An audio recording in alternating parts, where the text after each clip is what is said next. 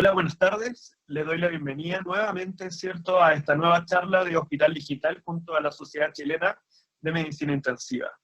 La idea de hoy es repasar algunos temas de fisiología aérea. Para eso hemos invitado al kinesiólogo Manuel Alvear, kinesiólogo de la Pontificia Universidad Católica de Chile. Al mismo tiempo, les recuerdo que si tienen preguntas, las pueden realizar en esta misma plataforma, mandándonos sus preguntas por el chat que tiene esta plataforma. ¿Ya? A continuación, nuevamente vamos a presentar al kinesiólogo Manuel Alvear. Como les conté, él es kinesiólogo de la Pontificia Universidad Católica de Chile, es fisiólogo aeroespacial del Departamento de Docencia y Investigación del Centro de Medicina de la Fuerza Aérea de Chile, diplomado en Medicina de Aviación, Evacuación Aeromédica de la Universidad de Santiago, y él nos va a hablar del tema Fisiología del vuelo aplicada a evaluación aeromédica. Al mismo tiempo se va a dirigir a nosotros el coronel Claudio Montiglio, director de Medicina Aeroespacial de la FACH. Ya ellos se van a dirigir a nosotros en estos momentos. Muchas gracias, Manuel, por acompañarnos. Gracias a usted, coronel. Buenas tardes, soy el coronel Claudio Montiglio, director del Centro de Medicina Aeroespacial, y tengo el privilegio de poder presentarle a Manuel Alejandro, que va a dejar una presentación espectacular sobre fisiología del vuelo aplicada a la evacuación aeromédica, presentando de una manera interesante todas las limitaciones que tenemos los hombres en el vuelo, pero que además son mucho mayores cuando estamos transportando pacientes. Las personas que tienen alguna enfermedad, su condición puede agravarse por la evacuación aeromédica. Y hay que entender que la evacuación aeromédica no es un tratamiento en sí, es parte de un continuo del cuidado, y Manuel ahora nos va a ilustrar al respecto. Gracias, coronel. Bueno, ya hechas las presentaciones, vamos a entrar a referirnos a estas temáticas relacionadas con la fisiología aplicada a la evacuación aeromédica. Quiero también agradecer la invitación que me realizó el doctor Tomás Rigueira, y en especial a mi colega, directora presidenta de la división de Kinesiología Intensiva, Paola Figueroa, por esta invitación a estas charlas que yo creo que son tan importantes para las condiciones que estamos viviendo en estos momentos. Espero que mi presentación le aporte a poder mejorar su desempeño, que yo sé que es de alto nivel.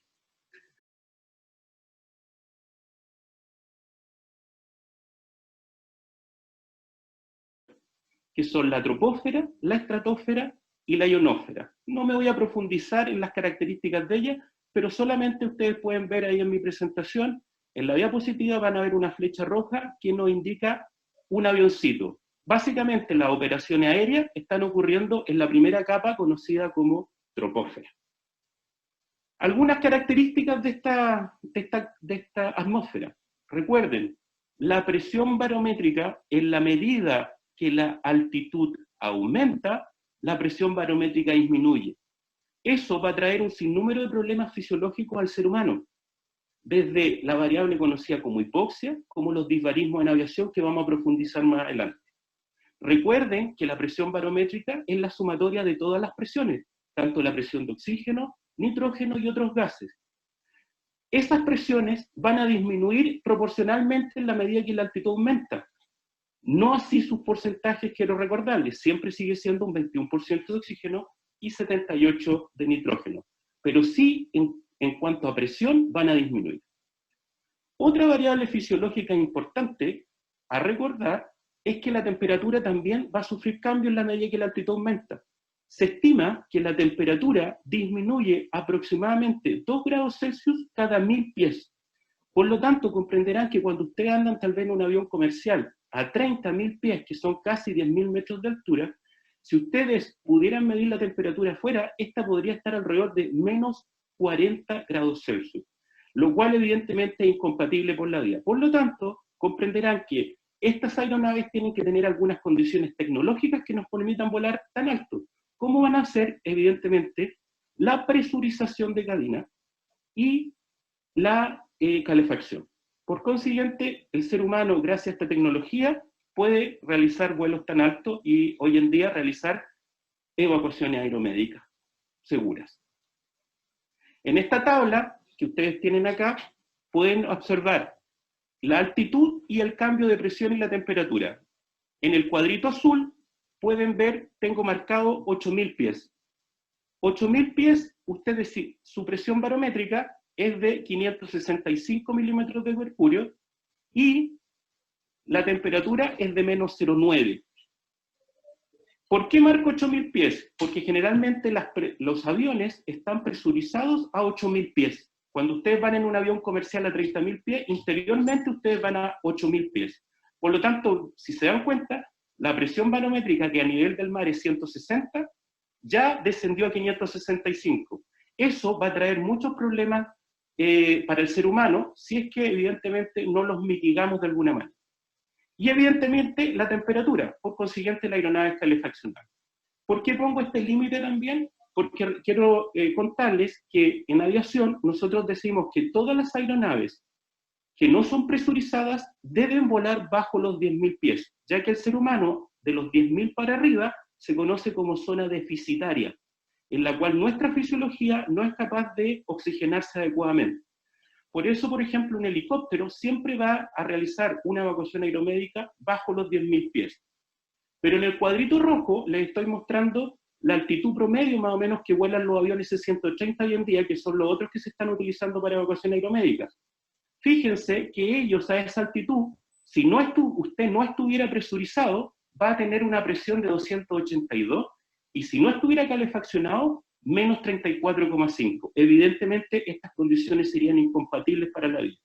¿Cómo mitigamos esta condición? Gracias a la presurización de cabina, que nos lleva a ¿cuánto, según les expliqué? A un equivalente de 8.000 pies, o sea, en la zona que nosotros conocimos como fisiológica. La zona fisiológica es bajo los 10.000 pies, y la zona deficitaria nosotros la relatamos a partir de los 10.000 pies hacia arriba. Por lo tanto, toda aeronave que supere los 10.000 pies y no tenga la capacidad de presurización de cabina, tanto los pilotos como los pasajeros deberían considerar un oxígeno suplementario, en especial, evidentemente, si tiene una condición de algún tipo de enfermedad. También es importante recordar algunas leyes. La ley de difusión gaseosa, ¿qué nos dice? Los gases se mueven de mayor a menor presión hasta la igualación, como lo podemos ver acá. Eso va a estar implicado, por ejemplo, en una despresurización de cabina. Si la cabina pierde su presurización por algún motivo, los gases se van a igualar. Por lo tanto, usted va a quedar con la misma presión dentro como fuera de la aeronave. Y fíjese, porque aquí sale el alveolo y el sistema circulatorio, el intercambio gaseoso, porque evidentemente si usted tiene menos presión de oxígeno, al haber menos presión de oxígeno, ¿no es cierto?, usted también va a tener un mal intercambio a nivel alveolo capilar. Ley de Boyle. ¿Qué nos dice la ley de Boyle? Los gases se expanden en la medida que la altitud aumenta. Nosotros en aviación usamos el concepto de pies, ¿ya?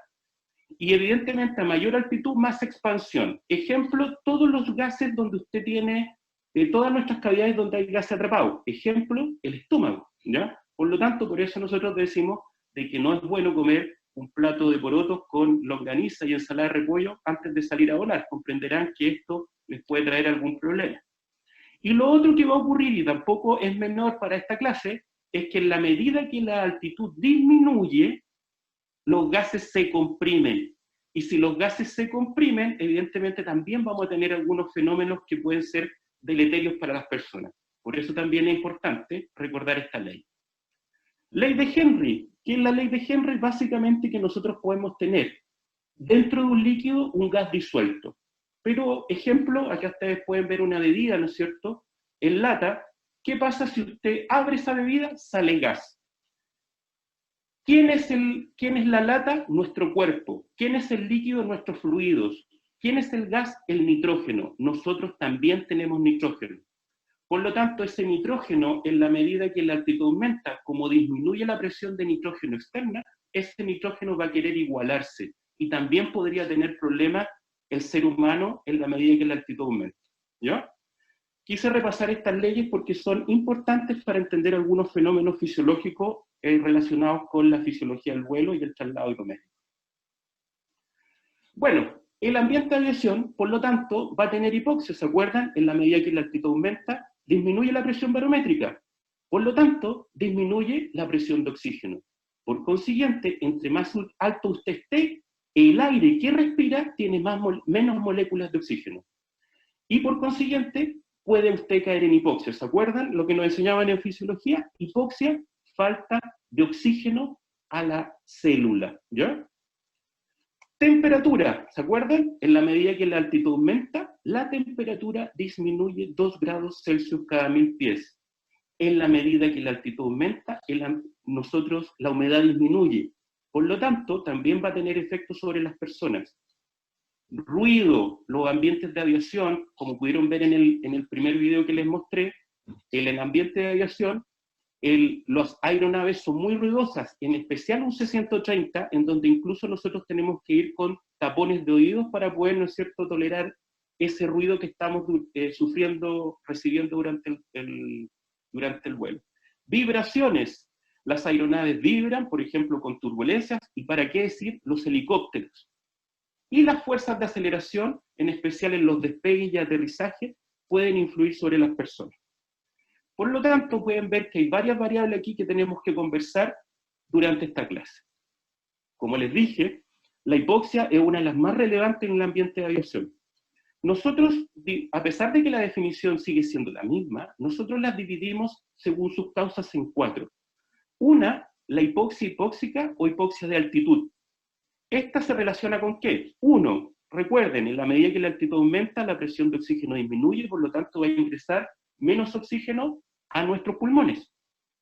Por lo tanto, eso nos puede llevar a hipoxia, ¿no es cierto? Lo otro, una pérdida de presurización de cabina. En la medida que la altitud aumenta, nosotros vamos a estar presurizados, ¿se acuerdan?, a 8.000 pies, a pesar de que ustedes estén volando realmente a 30.000. ¿Qué pasa si se sale una ventana o una puerta? Se van a igualar las presiones y vamos a quedar expuestos a la misma presión de oxígeno de una altitud equivalente a 30.000. Por lo tanto, vamos a caer en hipoxia. La otra variable, como falla el oxígeno, tal vez usted está utilizando máscaras de oxígeno y tal vez por algún motivo está fallando la máscara, está filtrando, está desconectada, y usted podría caer en hipoxia igual. Otras variables, evidentemente, pueden ser las pulmonares, como por ejemplo una neumonitis, una bronconeumonía, un EPOC, una fibrosis pulmonar. A pesar de que estemos muy bien presurizados o que estemos con un buen sistema de oxigenación, usted igual podría caer en hipoxia.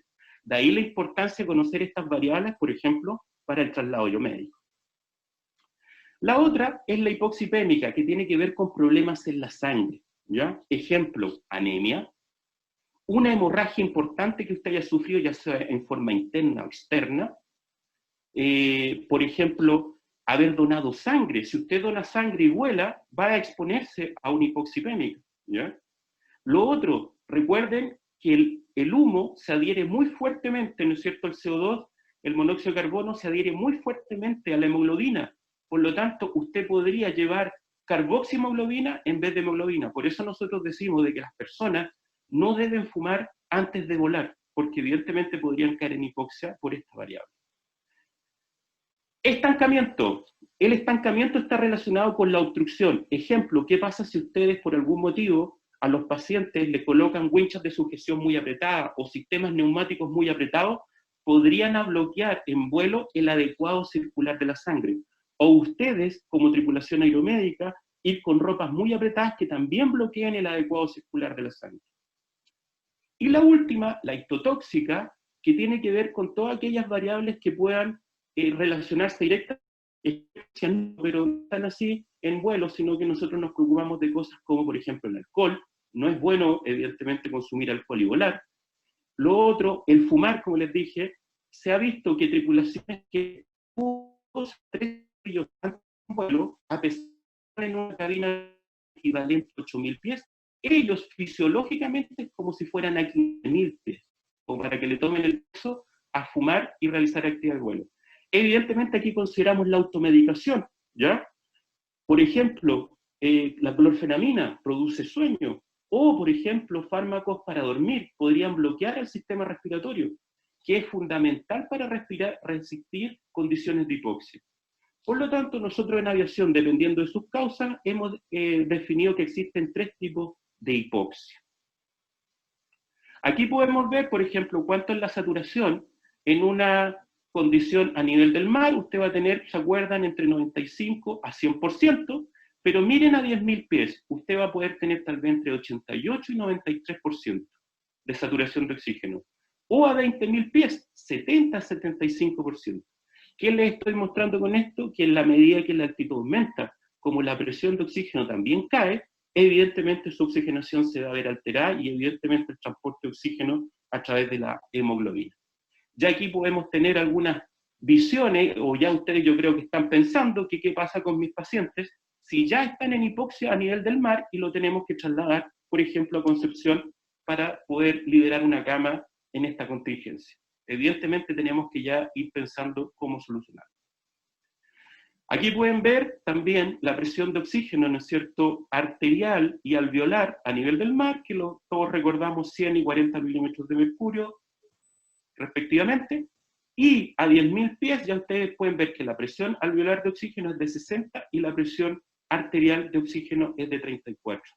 O sea, ya estamos viendo cómo este déficit puede aparecer en una condición de vuelo. Quiero recordar que los aviones que vuelan sobre los 10.000 pies deben hacerlo con cabinas presurizadas o con sistemas de oxígeno suplementario, y bajo 10.000 pies no es necesario, pero comprenderán que un paciente que está en hipoxia, en ambas condiciones, tanto con presurización de cabina equivalente a 8.000 pies o bajo los 10.000 pies, en una aeronave no presurizada, tal vez va a tener que usted considerar oxígeno. Por eso existen estas tablas de oxígeno suplementario dependiendo de la altitud que va a volar el paciente y, evidentemente, cuánto tenía a nivel del mar. Por ejemplo, si un paciente está a nivel del mar con una FiO2 de un 30%, ¿y se acuerdan a cuánto tiene que volar en cabina presurizada? 8.000 pies. Si nosotros nos vamos a 8.000 pies, su paciente necesita ahora 55%. Porque evidentemente, como disminuye la presión de oxígeno en la medida que la altitud aumenta en la atmósfera, y la cabina, a pesar de que es presurizada, no entrega el aporte de oxígeno adecuado a ese paciente equivalente a nivel del mar.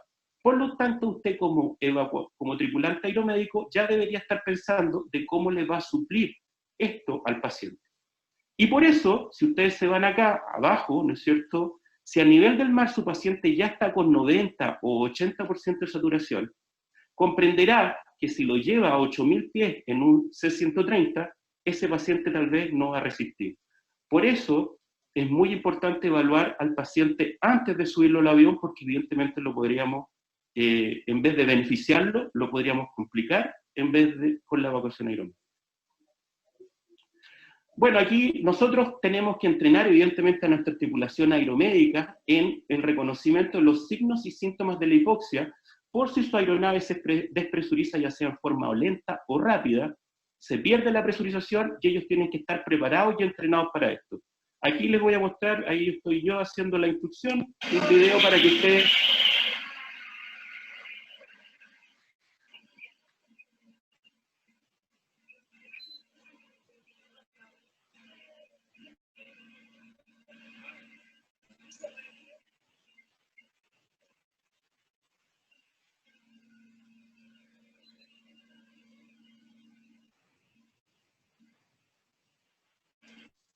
Bueno, ahí ustedes pueden ver, ¿no es cierto?, el sistema de monitorización, ¿ya? Y este entrenamiento nosotros lo realizamos en las tripulaciones aéreas para que estén preparados para el ambiente de aviación, reconozcan los signos y síntomas de la hipoxia para poder responder frente a ello en una condición de vuelo real, y también para que conozcan los efectos de los cambios de presión.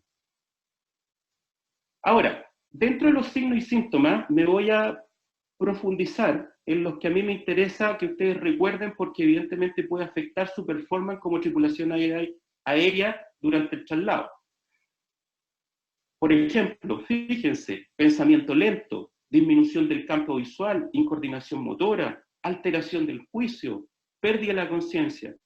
Por lo tanto, si usted está en una condición de vuelo y es tripulante aeromédico, ¿cierto?, empezar a sufrir los efectos de la hipoxia, podría cometer errores, podría hacer mal cálculo de alguna droga, de alguna infusión, de algún parámetro del ventilador, y eso, por ejemplo, podría perjudicar, ¿no es cierto?, a su paciente, ¿ya? Por lo tanto, es muy importante que las tripulaciones estén entrenadas en esto, con el objeto de sepan cómo reaccionar frente a una situación como esta. Ahora, dentro de los signos más clásicos, signos y síntomas más clásicos que me relata la gente cuando nosotros la entrenamos, está, para que ustedes lo recuerden, por si ustedes lo sienten alguna vez en vuelo, por ejemplo, se sienten abochornados, sienten como calor en el cuerpo, en la cara, sienten pequeñas picazones en los cuerpos de los dedos, parestesia, ¿ya?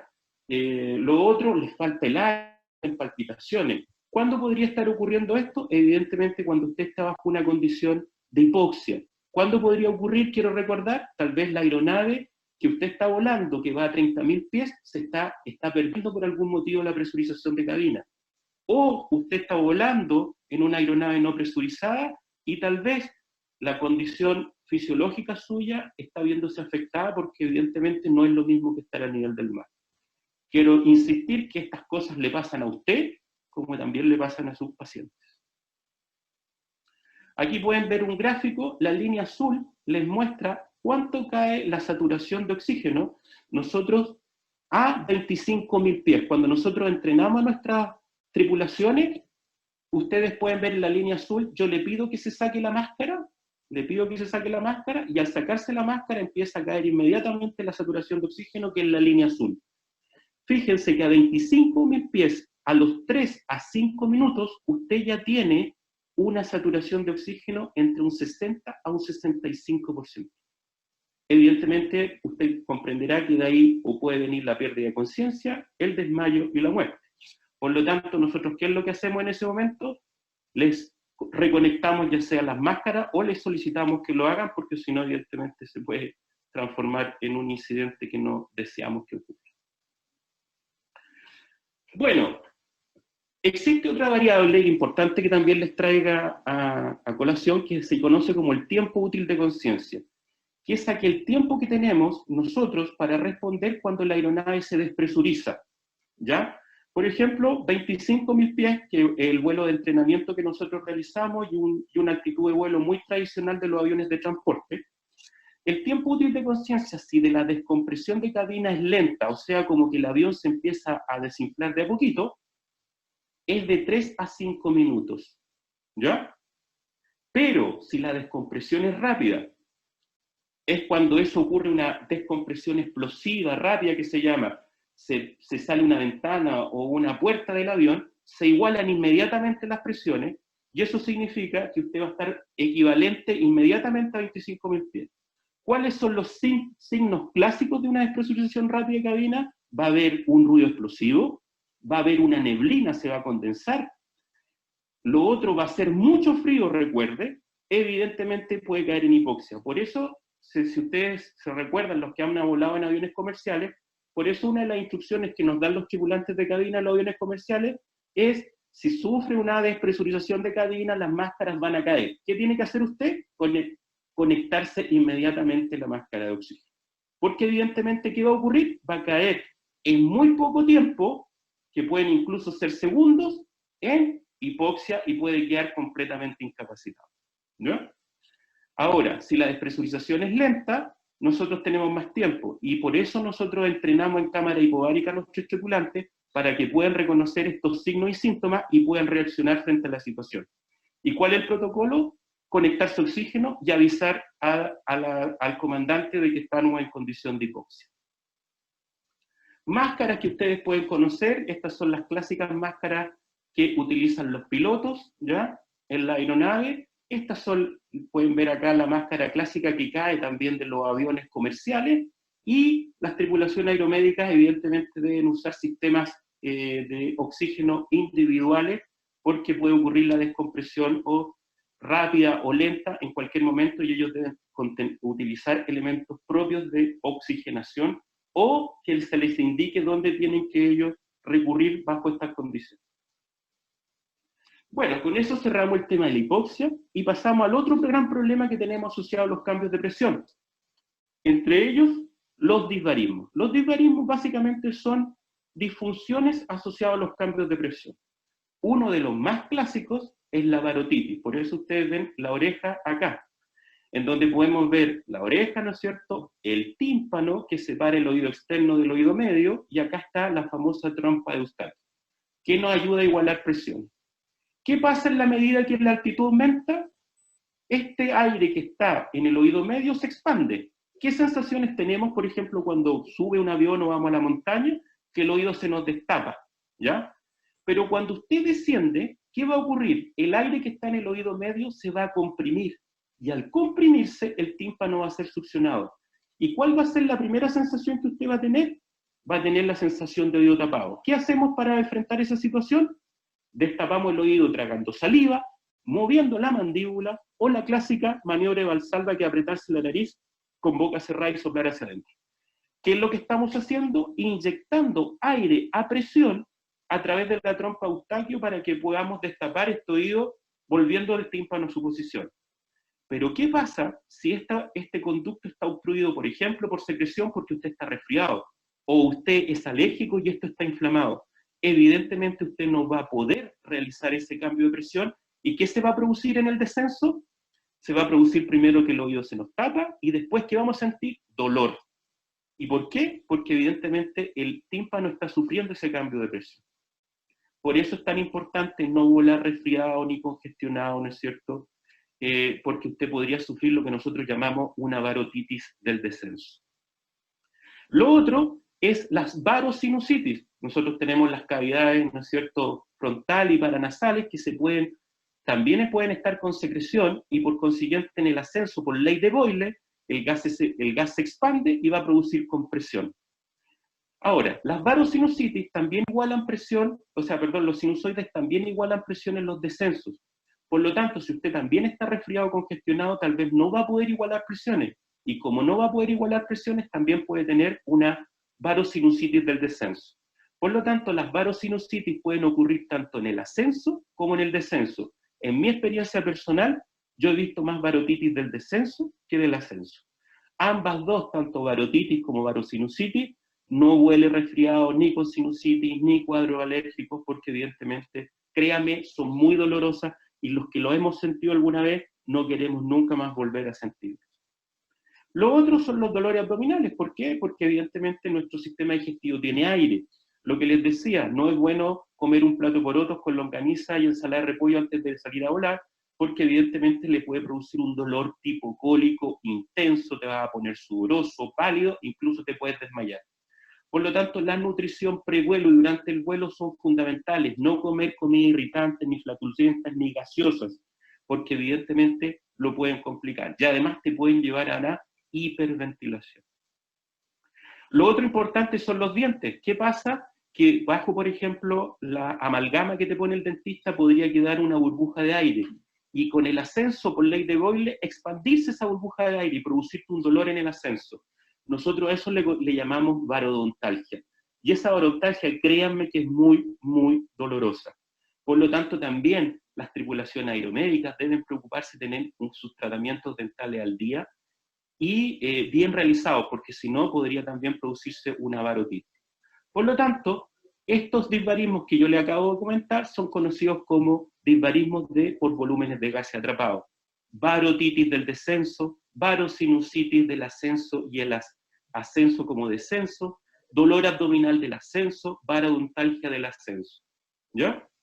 Precauciones, tratamientos dentales adecuados, programas de nutrición acorde a las actividades de vuelo y evidentemente no volar resfriado, congestionado o con cuadros alérgicos. Ahora, ¿cómo nos protegemos de todos estos cambios? Gracias a la presurización de cabina, como yo les decía, 8.000 pies aproximados van a estar volando nuestra aeronave, a pesar de que vayan tal vez a 30, 35.000 pies.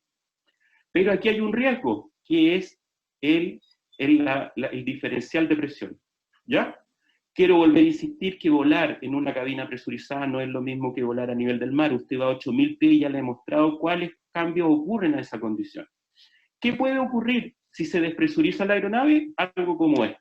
Takeoff, and at 17,300 feet, they're just 5,000 feet from their assigned altitude. But then, in a split second, everything changes.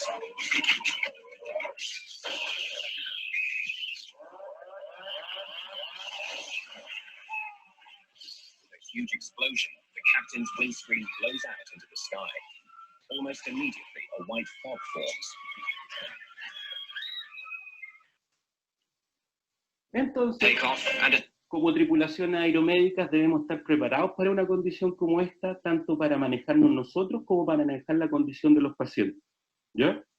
O sea, usted debe conectarse oxígeno, afirmarse y debe tener protocolos de cómo van a trabajar con su paciente si ocurre un evento como este en vuelo, porque evidentemente es una condición de emergencia. El piloto va a conectarse oxígeno, todos deberíamos conectarnos oxígeno y iniciar un descenso de emergencia inmediato. Ahora, la enfermedad descompresiva ocurre porque evidentemente el nitrógeno que usted tiene después de un evento como este va a querer salir y salir fuera de usted. ¿Se acuerda? Ley de difusión gaseosa, los gases se mueven de mayor a menor presión hasta la igualación. Por lo tanto, el nitrógeno que nosotros tenemos va a querer salir, pero recuerde que solamente puede salir por la vía respiratoria. Por consiguiente, se puede quedar atrapado este nitrógeno. Y eso es lo que nosotros conocemos como enfermedad descompresiva. Y este nitrógeno puede quedar atrapado en diferentes partes de nuestro cuerpo, produciendo daño, lesiones y descompensándonos de alguna manera. Nosotros en aviación y también en buceo los dividimos en dos tipos. Enfermedades compresivas tipo 1, en donde las dividimos en dérmica. Aquí ustedes pueden ver a una señorita, ¿no es cierto? Le pueden ver estas manchas de color morado en diferentes partes del cuerpo. Esto es debido a que se obstruye la circulación sanguínea por burbujas de nitrógeno a nivel de la piel, y eso produce estas manchas y también son dolorosas, son punzantes, ¿ya? Y se parecen, si se dan cuenta, mucho a las livideces. Lo otro es la obstrucción del sistema linfático por burbujas de nitrógeno y se pueden producir edemas localizados en alguna parte de nuestro cuerpo. Y la última, conocida como VENS en el inglés, porque son burbujas de nitrógeno que quedan dentro de la articulación y son muy dolorosas, por eso se llaman VENS, porque es como una traducción de rigidez dolorosa, ¿ya?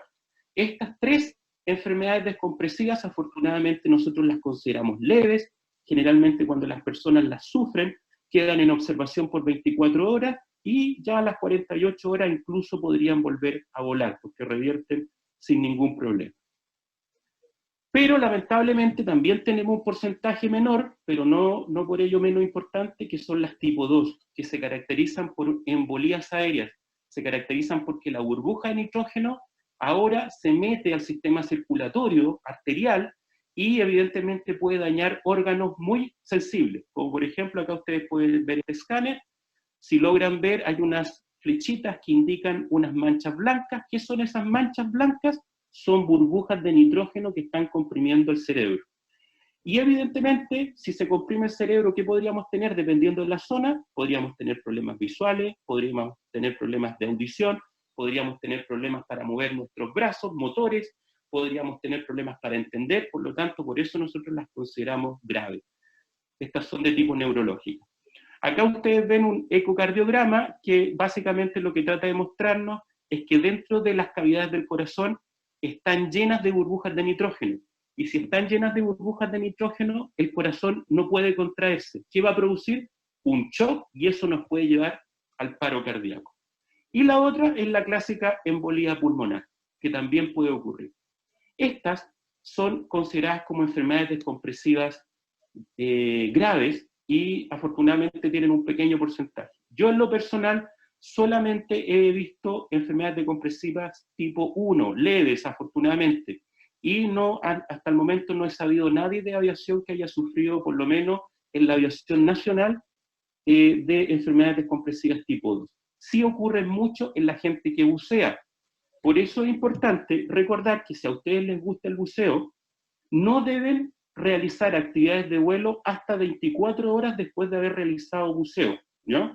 Estoy hablando de un buceo clásico con aire comprimido, 10, 15 metros de profundidad, clásico buceo turístico, ¿ya?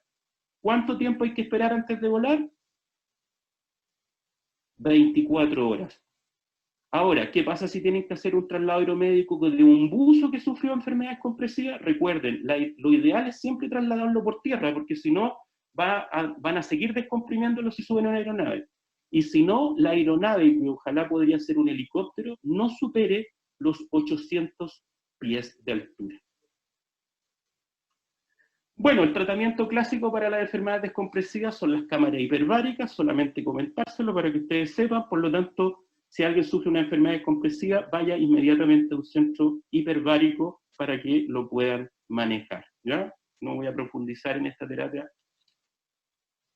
Ahora, ley de Boyle, ¿se acuerdan? Ley de Boyle, miren qué pasa con el gas a 7000 pies, que es una altitud muy parecida, ¿no es cierto?, a la altitud de las cabinas presurizadas. Expansión porcentualmente en un 29%. Veamos ahora, apliquémoslo un poco a lo que ustedes hacen. ¿Qué pasa con el CAF? Evidentemente el CAF está llenado con aire, ¿no es cierto? Y si usted llena su CAF con aire y esa aeronave empieza a subir, ¿qué va a empezar a ocurrir con el CAF? Se va a expandir. ¿Y qué va a producir? Una atrición en las mucosas de la tráquea. Y evidentemente eso le puede causar daño. Acá también tienen una máscara laríngea. Por lo tanto, estimados, es muy importante que recuerden que el CAF se expande y por lo tanto, si ustedes no controlan de alguna manera esa variable, pueden producir el daño en su paciente, sobre todo en traslados aeromédicos muy largos. En la actualidad, ¿cuál es la sugerencia que realizan los teams nuestros de EvaClear? Que lo llenen con suero fisiológico, 2 cc aproximadamente, es lo adecuado porque con eso van a impedir este efecto de la ley de Boyle, ¿ya? No utilizando aire, sino suero fisiológico. Pero es importante que vean cómo ya estamos aplicando a la evacuación aeromédica la fisiología del vuelo. Esto es un estudio muy bonito que hicieron los americanos para probar sistemas que regulan y controlan el CAF en vuelo. Pero básicamente, por favor, quiero que se fijen en la línea morada. Cuando usted infla su CAF a nivel del mar con 30 centímetros de agua, si usted no lo desinfla, o no lo regula, mejor dicho, fíjense 8000 pies cuánto está. Está ya a 125 centímetros de agua aproximadamente. Y a 16.000 pies, más de 200 centímetros de agua. Por lo tanto, comprenderán que es muy importante regular de alguna manera esa expansión de gas, ¿ya? Y lo que más se sugiere es con suero fisiológico. Fíjense por favor acá, en el mismo gráfico tengo una línea, una flecha roja. Si se dan cuenta, ¿qué pasó con el CAF cuando ustedes aterrizaron? Se desinfló más de lo que usted lo tenía inflado a nivel del mar. Por lo tanto, tiene que preocuparse de su CAF, tanto en los ascensos como en los descensos. ¿Qué pasa ahora, por ejemplo, con un neumotórax? Comprenderá que si usted sube un avión a un paciente con neumotórax, aunque usted le diga que es un neumito pequeño, ese se puede expandir y se puede producir un neumotórax a tensión en vuelo. Por eso, a veces los médicos prefieren colocar antes de la evacuación un tubo, ¿no es cierto?, pleural, para que este traslado de este paciente sea más acorde a la realidad que va a vivir y más seguro. ¿Qué pasa con un neumoencéfalo? Evidentemente tampoco lo puede trasladar, ¿ya? Si tiene sospecha de neumoencéfalo no lo puede trasladar, por lo tanto va a tener que esperar un tiempo para poder hacerlo. Se dan cuenta que estas ya son consideraciones importantes que usted tiene que considerar, tiene que tener en mente cuando enfrenta una evacuación aeromédica aplicando esta fisiología del vuelo. Un paciente quirúrgico abdominal también tiene gases, ese gas se expande, podría sufrir compromiso de su cirugía. También tiene que ser muy bien evaluado y considerado y tomar medidas de mitigación acorde para poder trasladar. Ventilación mecánica. La ventilación mecánica trabaja con presiones y volúmenes y flujos. Por lo que hemos visto, estas cosas cambian con la altitud, ¿no? Aquí pueden ver, por ejemplo, esto es solamente una referencia, no quiero que por favor realicemos una temática de esto, pero solamente una referencia para que vean que a 2500 pies usted tiene seteado su ventilador posiblemente a 500 ml y fíjese cuánto le está indicando, 371. Básicamente, ¿qué es lo que les quiero dejar planteado? Es de que usted tiene que ir preocupado de setear su ventilador durante el vuelo, porque las condiciones que usted programó en tierra pueden cambiar radicalmente en vuelo, tanto en el ascenso, durante el movimiento del vuelo propiamente tal y en los descensos. Por lo tanto, los especialistas en ventilación mecánica deben estar muy atentos a las variables de su ventilador durante el despegue, durante el vuelo propiamente tal y durante, ¿no es cierto?, los descensos. Yo sé que existen ventiladores que tienen sistemas que regulan esto porque tienen variómetros que ayudan a los especialistas. Por lo tanto, evidentemente, prefiere ese tipo de ventilación mecánica para el traslado aeromédico. Equipamientos clásicos que van a utilizar. Por ejemplo, fíjense acá, Si usted usara un suero que viene en un componente de plástico rígido, ¿qué va a ocurrir con él? Se va a expandir y comprimir porque tienen aire dentro. Por eso tiene que utilizar sistemas, ¿no es cierto?, de sueros que se vayan colapsando en la medida que el líquido vaya saliendo de ellos. ¿Qué pasa si usted tiene, mire aquí en las diapositivas del medio la que estoy indicando, qué pasa si hay una burbuja en la bajada de suero? ¿Se va a expandir o no? Entonces, ¿es un riesgo para el paciente? Claro que sí. Fíjese acá, ¿qué pasa con los apuradores de suero? Si usted lo tiene con una determinada presión a nivel del mar y despega, ¿qué va a pasar con esa presión? Va a aumentar, por lo tanto va a tener que corregir esa variable. ¿Qué pasa si usted moviliza durante el traslado aeromédico a un paciente con sistemas neumáticos? Ley de Boyle, se van a expandir, va a producir tal vez hipoxia por estancamiento, ¿se acuerda? O va a producir atrición de alguna herida. Por eso, prefiera tal vez colchones al vacío o sistemas al vacío o sistemas rígidos para estabilizar a su paciente, que no usen aire. Temperatura y el tanque de oxígeno. ¿Qué pasa con los gases cuando la temperatura disminuye? Se comprimen, por lo tanto usted podría leer su reloj, ¿y qué le podría mostrar? De que tiene menos oxígeno. ¿Y qué pasa cuando, ¿no es cierto?, la temperatura aumenta? Los gases se expanden. Por lo tanto, su sistema de oxígeno podría indicarle un nivel de oxígeno que no es la realidad.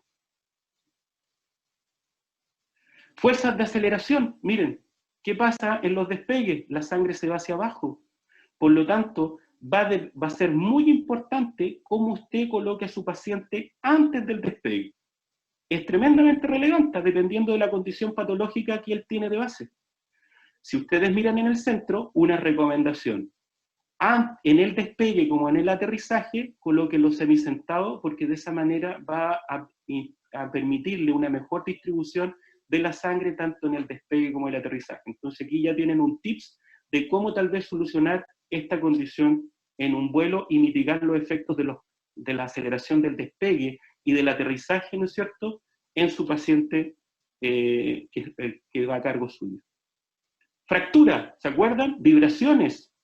Por lo tanto, una fractura que está inestable, no está bien asegurada, no sería bueno trasladarla. Entonces, tiene que estar muy bien estabilizada y recuerden utilizar sistemas de inmovilización que no usen aire, ¿ya? Sistemas al vacío o férulas rígidas son fundamentales. Entonces, recuerden, las vibraciones evidentemente afectan al vuelo y afectan evidentemente, ¿no es cierto?, cosas inestables en el paciente. Todo eso tiene que estar preparado antes del vuelo, no durante el vuelo, ¿ya?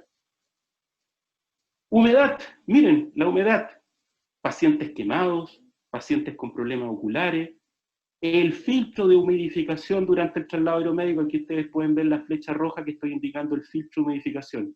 Recuerden que las cabinas son secas, hay menos humedad, menos presión barométrica, menos oxígeno, menos humedad. Por lo tanto, es fundamental de que ustedes consideren esas variables para preparar a su paciente antes y durante el traslado aeromédico. Vibraciones.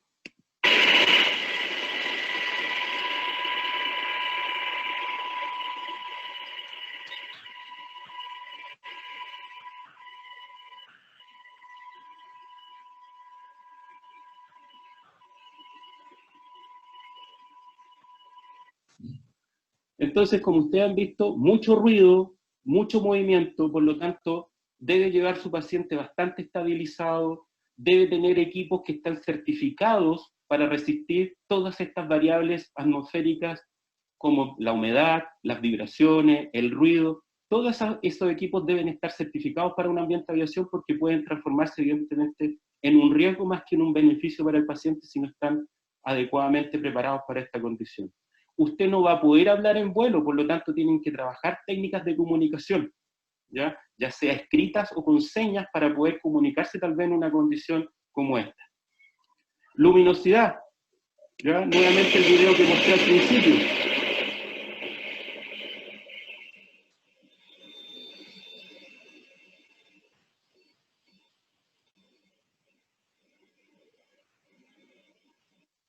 Entonces tal vez va a tener que llevar algún tipo de linterna, estas clásicas que usan, por ejemplo, la gente que hace shaking y que se colocan, ¿no es cierto?, las linternas en la cabeza. Tienen que llevar y estar preparados para, por ejemplo, enfrentar condiciones de baja luminosidad, ruido, vibraciones, falta de humedad. No se olvide. Bueno, las cápsulas clásicas que se están utilizando con los pacientes son cápsulas que tienen sistemas, ¿no es cierto?, de presión negativa, que básicamente lo que hacen es mandar el aire hacia afuera, pasa por un filtro especial, un filtro EPA, que permite que el aire que salga hacia el exterior no tenga, no esté contaminado, y eso permite que la gente que está manejando a estos pacientes sea una condición bastante segura para ellos, a pesar de que también están ocupando su equipamiento de elementos de protección personal acorde a esta condición, y también permitir que las aeronaves también no necesiten una limpieza tan profunda. Tienen mangas para poder manipular al paciente, pero ojo, por favor, no se olviden, porque nos pasó en el charlado aeromédico que me tocó participar, que claro, el paciente llevaba una vía venosa, pero la vía venosa estaba adentro, no llevaba ninguna conexión hacia afuera. Por lo tanto, esa vía venosa no iba a permitir ayudar a nadie en una condición de emergencia. Las cápsulas tienen una salida especial para poder sacar todos los tubos y conexiones que sean necesarias mandar al exterior, desde el paciente al exterior. Todo eso debe ser preparado antes de subir al paciente a la aeronave. Tiene que estar muy bien chequeado y controlado, porque en vuelo, si ese paciente no se le realizó adecuadamente ese procedimiento de empaquetamiento, se puede transformar realmente en un drama para la tripulación y en una emergencia no deseada. Fatiga. No se olvide, la fatiga, yo lo estoy viendo mucho ahora, ¿no es cierto? Tanto la gente que está en turno lo conocemos muy bien. La fatiga en la tripulación aérea es importante mitigarla. ¿Mitigarla cómo? Descanso adecuado, recuerde, ideal, dormir 8 horas por lo menos, ¿ya? Alimentación adecuada, hidratación adecuada, técnicas de desconexión durante el día para evitar el estrés, ¿ya? Recuerde que cuando vaya a dormir, no se ponga a ver tele, porque le va a costar conciliar el sueño. No tome café ni alcohol antes de ir a dormir, porque inhiben el sueño REM, el sueño profundo, ¿ya? Trate de mantener una rutina de ejercicios, porque eso también ayuda a resistir la fatiga y el estrés. Son recomendaciones básicas que hemos escuchado muchas veces, pero a veces los profesionales de la salud se le olvidan y son fundamentales, sobre todo en viajes como estos. A mí me tocó acompañar a la tripulación aeromédica por fin evidentemente fisiológico y de instrucción para mí, para poder aportar en el futuro, a la tripulación. Todo esto se empezó a preparar desde las 8 de la mañana. Desde las 8 de la mañana llegaron los pacientes alrededor de las 3, 4 de la tarde. Se hizo el embarque de pacientes. El avión despegó a las 6 de la tarde. Llegamos a Concepción alrededor de las 9 de la noche. Entre ir y dejar los pacientes, la gente del SAMU, despegamos de vuelta aproximadamente a las 11 de la noche. Yo en mi casa recién llegué a las 12:30 de la noche.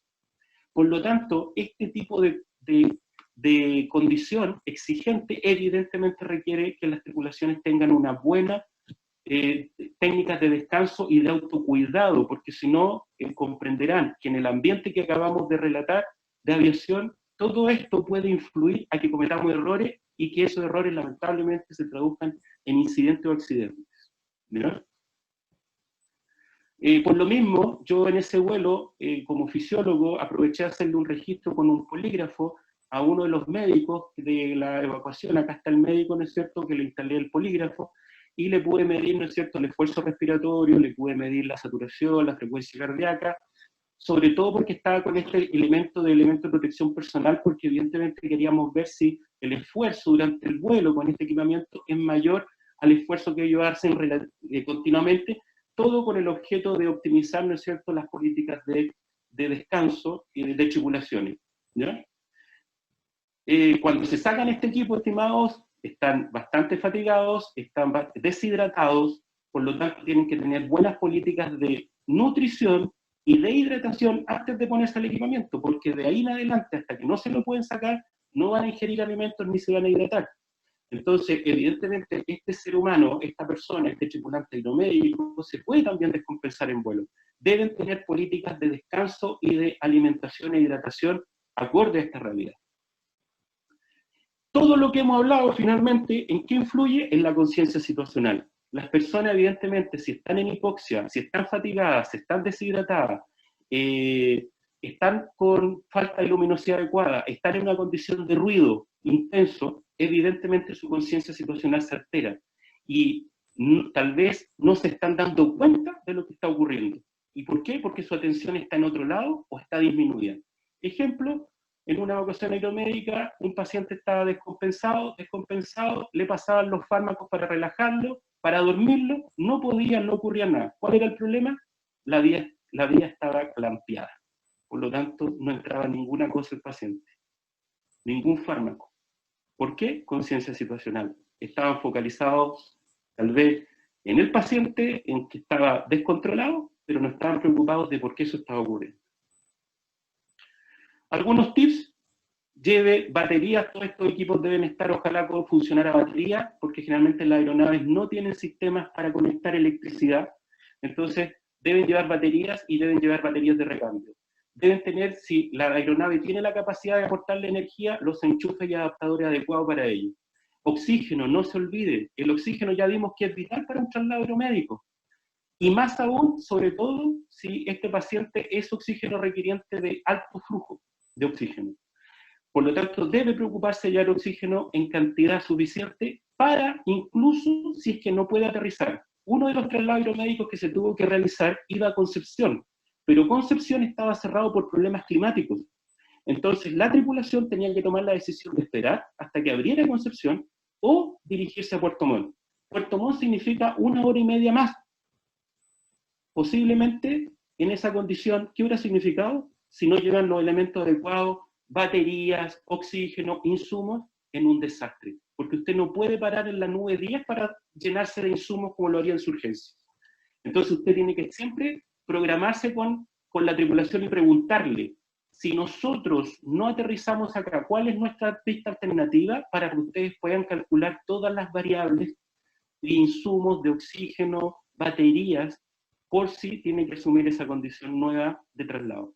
Recuerde también llevar sistemas manuales de succión, porque también si lleva un sistema de succión eléctrico podría fallar. Vuelvo a insistir, no se olvide, lo más importante del vuelo es la tripulación, descanso reparador, alimentación y hidratación adecuada. La fatiga no es posible, tiene que descansar adecuadamente, no tiene que estar estresado. Ropa adecuada. Los muchachos acá, si llevaban ropas de recambio, porque se tenían que sacar la ropa, después que se la sacaban estaban muy acalorados, pero después caíamos en un intenso frío. Debe llevar ropas adecuadas para la condición del vuelo. No huele resfriado, no consuma alcohol, no fume. Lista fisiológica. Usted es el más importante de la evacuación aeromédica. Lo necesitamos check 100%. Y, evidentemente, aquí podemos ver nuevamente esta diapositiva que les mostré al principio. Espero que entiendan haber aportado con algunos conocimientos que les sean útiles para entender de por qué esto que se ve aquí requiere pasos tan importantes desde incluso la cama del paciente.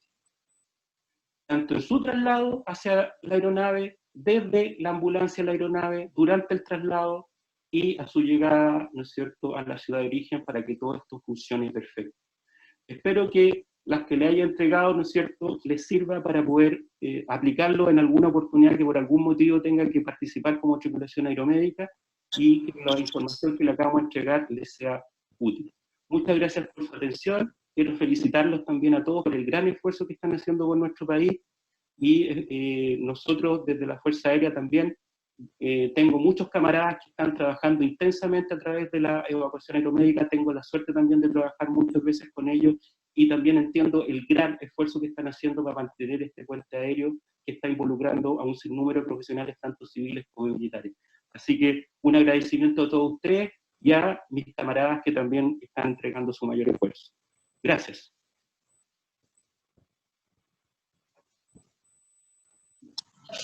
Manuel, te agradecemos por la excelente presentación.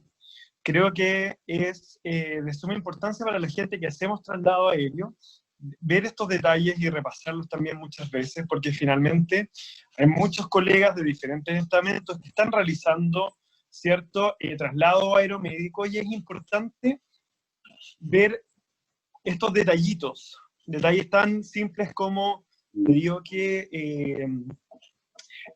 desde el CAF, algo tan simple puede aumentar su presión en altura, ¿cierto? Esto va a causar algunos problemas, Y para la gente que también no hace traslado, creo que es importante que ellos vean lo que pasa en altura, porque muchas veces desconocen lo que uno hace en altura. Trabajar en espacios reducidos, con, no sé si regular cantidad de oxígeno, uno puede que no tome buenas decisiones, muchas veces la puerta de la entrada de los aviones son entradas pequeñas, por lo tanto muchas veces los pacientes llegan desordenados, ¿cierto? Entonces creo que es importante ver desde los dos puntos de vista, que es una presentación muy buena. ¿Ya? Mira, Manuel, nos llegaron dos preguntas. Una es, la voy a leer, ¿ya? Una dice, a ver, muchas gracias por la presentación. Tengo una duda respecto al oxígeno o tanques de oxígeno. Mencionó que el tanque de oxígeno puede indicar una cantidad de oxígeno que no es real. ¿Cómo podemos realizar una oxigenoterapia real o adecuada? Bueno, evidentemente, lo importante que tienen que hacer primero que el sistema de oxígeno esté certificado para aviación. Y ahí ya tienen una herramienta fundamental. No es llegar y ocupar cualquier tanque de oxígeno. Lo otro, evidentemente, considerar la temperatura de la aeronave. Ya generalmente las aeronaves llevan van calefaccionadas y eso permite, ¿no es cierto?, también evitar esto. ¿Ya? Y lo otro, ¿no es cierto?, abrir el tanque antes del vuelo o durante el vuelo para ver, ¿no es cierto?, cuál es el flujo que está saliendo. ¿Ya? Pero básicamente la recomendación fundamental en esto es que el equipamiento que ustedes utilicen esté certificado para ambiente de aviación. No es llegar y sufrir cualquier tanque de oxígeno o cualquier ventilador o cualquier equipo, ¿no es cierto?, que no esté certificado. ¿Ya? Generalmente los equipos certificados están preparados para resistir estas condiciones adversas que hemos conversado durante esta exposición. ¿No? Así es. Perfecto. Manuel, otra pregunta que nos llegó fue, ¿hay alguna enfermedad que restrinja a las personas de poder volar en avión? O sea, muchas enfermedades. Va a depender de qué eres tú. Primero, o sea, si tú eres el tripulante aeromédico, evidentemente lo ideal es que como tripulante aeromédico tú te hagas un chequeo por especialistas de medicina de aviación antes de ingresar a tripulante aeromédico. Eso es vital. ¿Qué es lo que hacemos nosotros en la Fuerza Aérea? En la Fuerza Aérea nosotros lo que hacemos es certificar a todas nuestras tripulaciones aéreas desde el punto de vista médico y fisiológico para que cumplan esa función. Porque comprenderás que una persona que, no sé, sea limitador crónico del flujo aéreo, no podrá cumplir una función como esta. Y si va como pasajero, posiblemente va a requerir tal vez oxígeno suplementario durante el vuelo, ¿no? Por darte un ejemplo. Entonces, hay muchas patologías cardiovasculares, respiratorias y metabólicas, y dependiendo de la función que yo realice, si soy piloto, voy a tener mucha más restricción que si yo soy pasajero para volar, ¿ya? No sé si puedo explicarme bien, porque sí, son muchas, y va a depender de qué función tú cumples dentro de la aeronave, ¿ya? Entonces, por ejemplo, para que ustedes sepan, a un piloto nosotros lo revisamos, hay pilotos que nosotros los revisamos cada 6 meses, ¿ya? Tripulantes que los revisamos una vez al año, ¿ya? Entonces, hay muchas enfermedades que pueden complicarlo y que necesitan, evidentemente, un chequeo permanente. perfecto. Da para una clase de certificación aeromédica, ¿ya? Sí. Creo que otro punto importante a recalcar, y si quieres, Manuel, lo podemos conversar entre los dos, es la gestión un poco que se hace en el manejo del paciente, porque finalmente creo que es importante también en esta clase recalcar la comunicación que tiene que haber entre los centros y el equipo de traslado para trasladar un paciente. Sí. Finalmente, en lo personal, creo que es muy importante estabilizar desde el punto de vista médico, desde el punto de vista de enfermería, de kinesiología, estabilizar al paciente antes del traslado aeromédico, que esté lo más hemodinámicamente posible, estoy hablando de pacientes graves, ¿ya? Tener buena comunicación, porque sin desmerecer el traslado, algunos centros tienen menor experiencia que otros centros. Los centros de acá, los centros más grandes obviamente tienen mayor experiencia en el manejo de paciente grave, porque tienen un mayor número de pacientes graves. Entonces, muchas veces la comunicación en los centros, en el equipo del traslado, tiene que ser también de alta calidad y transmisión de información verdadera. Porque también muchas veces nos toca a los equipos que hacemos traslados que llegamos y es un paciente que no es el paciente que nos entregaron por teléfono, ¿ves?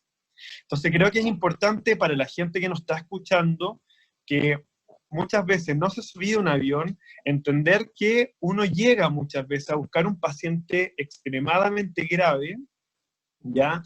Y muchas veces uno lo tiene que estabilizar, y eso se puede demorar 1 hora, 2 horas, 3 horas, y muchas veces nosotros tenemos restricción de horarios en vuelos.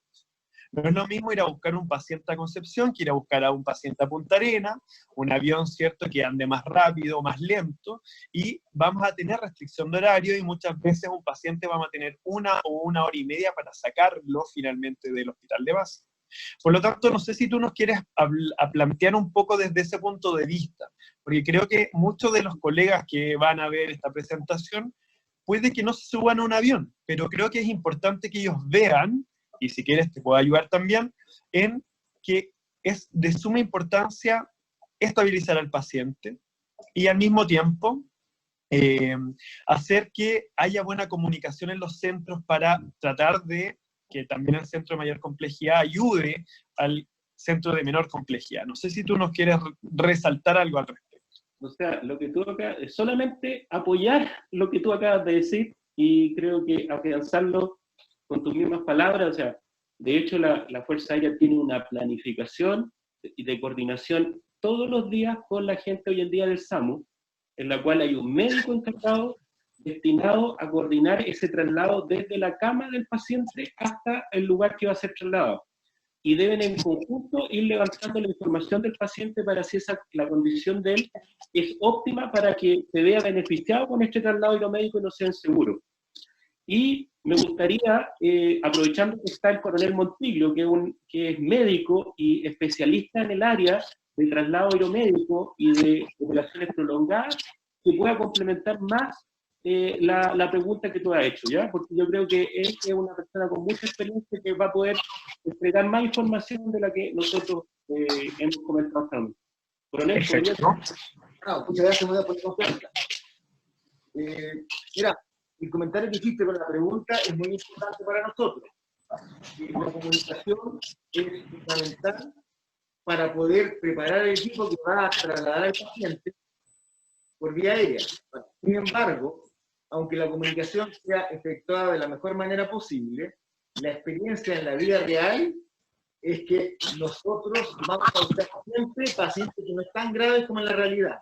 El centro que va a evacuar al paciente siempre le baja algunos grados de gravedad al paciente y lo presenta de una manera que sea factible evacuarlo.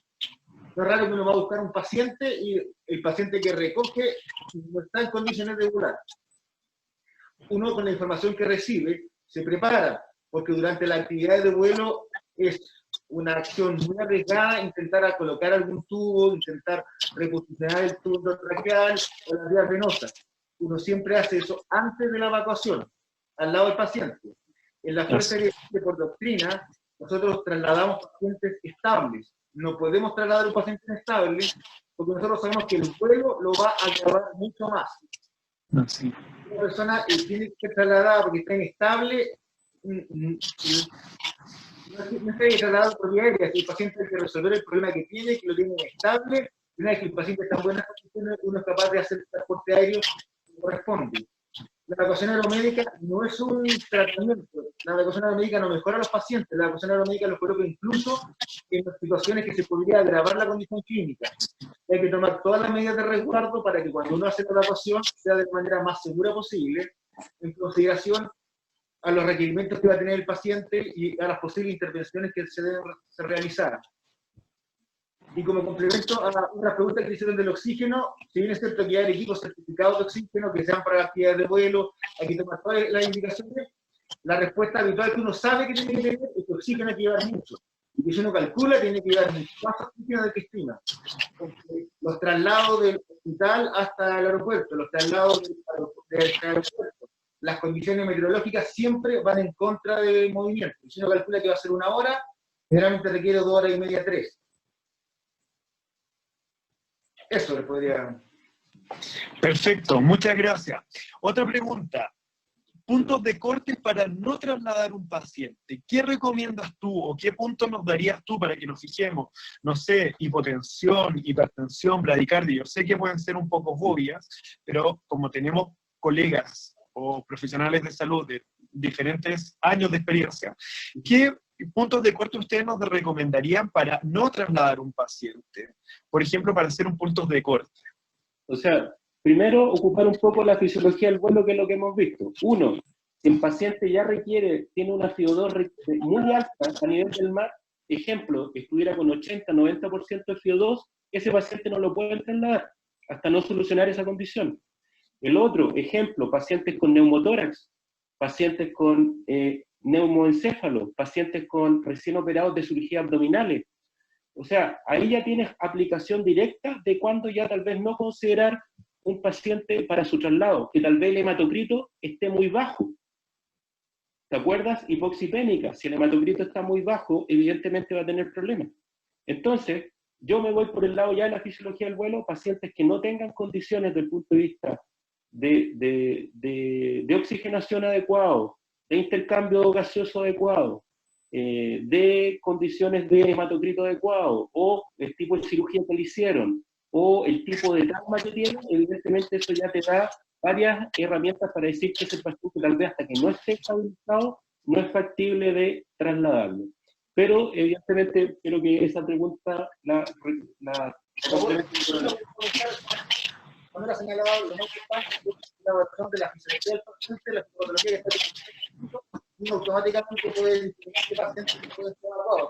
El paciente elevado oxígeno, los pacientes que han tenido sangrado reciente que han tenido hematocrito, los pacientes con impacto reciente para detectar que tampoco están en condiciones corporales, los pacientes que tienen lesiones en la parte de la cavidad oral, que tienen que utilizar algún tipo de inmovilizadores, los dos metálicos no pueden ser evacuados a menos que tengan las capacidades para poder portar esos inmovilizadores en la actividad de vuelo. Tampoco se recomienda trasladar pacientes embarazadas después del sexto mes, porque las condiciones de estructura, el vuelo y la eventualidad de tener que atender un parto de la nave. Ahora, uno clasifica a los pacientes, los evalúa, y si uno tiene sospecha que el paciente no puede ser evaluado, generalmente evacuado, el paciente no puede ser evacuado por aire. Hay otras opciones que tienen que ser consideradas. Perfecto.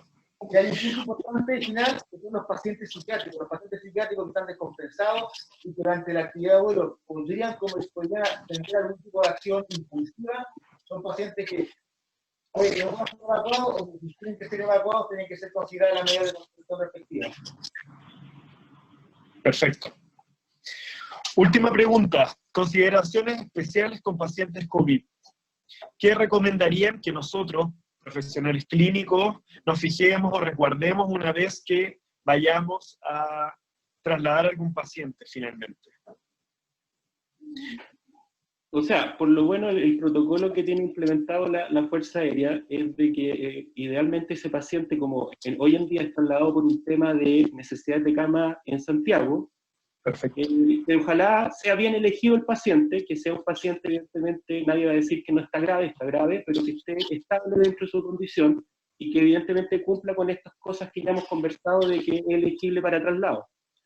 Es importante que, como tú ya bien lo dijiste, la coordinación es vital, la coordinación con el equipo que va a entregar al paciente tiene que estar preparado, el equipo que va a ir a buscar al paciente tiene que estar preparado, y el equipo que lo va a acompañar durante el traslado también. Eso significa utilizar todos elementos de protección personal adecuados. Cuando empaquen al paciente, recuerden empacarlo y ver una lista de chequeo de que todo lo que hicieron está correctamente hecho, porque después el paciente, una vez en condición de vuelo, no lo podemos abrir por todo lo que hemos conversado. O sea, el riesgo de contaminar al resto de la tripulación, el riesgo de evidentemente dejar la aeronave fuera de vuelo. Entonces es muy importante que todas estas variables estén bien preparadas cuando empaqueten al paciente, y como les comentaba, la cápsula tiene una salida especial para sacar todas las mangueras, tubos que requieren ir hacia elementos externos como monitores, ventiladores mecánicos, sueros y drogas. Todo eso tiene que estar muy bien preparado antes de, evidentemente, llevarse al paciente desde la cama ya a la ambulancia y de la ambulancia a la aeronave. Y evidentemente que el equipo esté con todos sus elementos de protección personal, y yo agregaría, y por eso me interesaba mucho que ojalá pudiéramos haber hecho esta presentación con el coronel Montillo, de que las tripulaciones aeromédicas nosotros las tenemos muy preparadas. Nosotros participar con otros grupos que evidentemente estas cosas no las manejan en profundidad, y que ellos, al no saberlas, pueden sufrir riesgos para ellos. De ahí la importancia de, para nosotros como Centro de Medicina Aeroespacial, seguir difundiendo la medicina aeroespacial, la fisiología del vuelo, al personal civil que también está operando, para que pueda, ellos, por lo que ustedes pudieron en su idea escuchar en la presentación, de que todas estas variables fisiológicas del vuelo nos afectan a nosotros como a los pacientes. Y esa seguridad tiene que ir para todos, no solamente para los pacientes. Debemos también tener una conducta adecuada de descanso, de autocuidado, y evidentemente, ojalá chequeos médicos acorde a la función que estamos realizando. No sé si con eso pudimos responder realmente la pregunta. Sí. Era más que nada para, hay algunos profesionales que también están realizando traslados, y qué consideraciones finalmente tener ellos con este tipo de pacientes. Bueno, Manuel, agradecemos, también le agradecemos al coronel, ¿cierto?, su participación y estar con nosotros hoy día en esta charla que está realizando Hospital Digital con la Sociedad Chilena de Medicina Intensiva. Muchas gracias a ambos. Muchas gracias a ustedes por la invitación, y ojalá podamos seguir aportando desde nuestro centro en lo que ustedes requieren.